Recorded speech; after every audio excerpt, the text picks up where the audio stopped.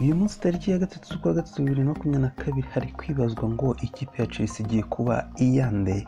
Ibi bije nyuma y'aho ikipe ya Chelsea itangaje ko umuherwe wari uyifite mu nshingano y'uyunguyu ni Roman Ibrahimovic akaba ari Umurusiya washyiraga akayabo muri no kipe kuva muri 2003. Iyi ni imyaka 16 ishize uno muherwe afite ino kipe mu nshingano.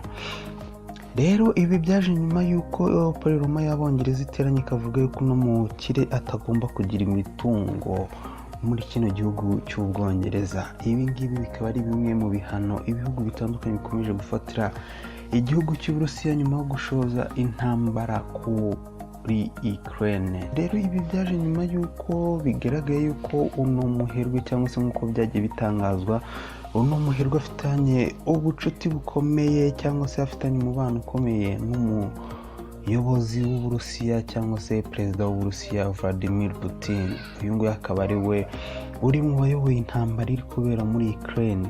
Ibi ngibi biri politike twakwiza uti se bigeze muri siporo.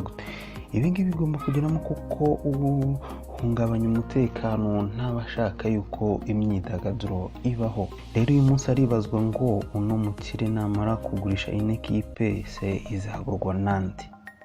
Nibyo nibaza, nibyo nayo bibaza kuri uyu munsi. Uyu mukire nyuma yo kuvuga ko agiye kugurisha ikipe ya Chelsea yatangaje ko amafaranga azayivamo azajya gufasha abagizweho n'ingaruka n'intambara iri kubera muri Ukraine. Intambara irasenya ntiyubaka, kandi bajya bavuga ngo ushaka amahoro ategura intambara. Ibi ngibi sinzi impamvu babivuze, ako mu by'ukuri ntabwo bikwiye ko ino ntambara ibaho. Tugiye guhomba abantu benshi bafashaga ikipe zitanga ibyishimo ku bantu benshi.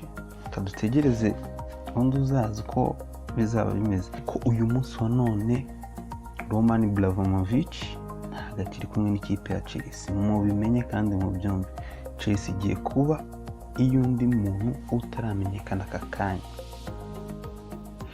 Iyi ni n'andi media dukomeje gukurikira. Nakoze kubana natwe, nimba koze ibyo dukora ntibibagirwe gukora subscribe. Bye bye.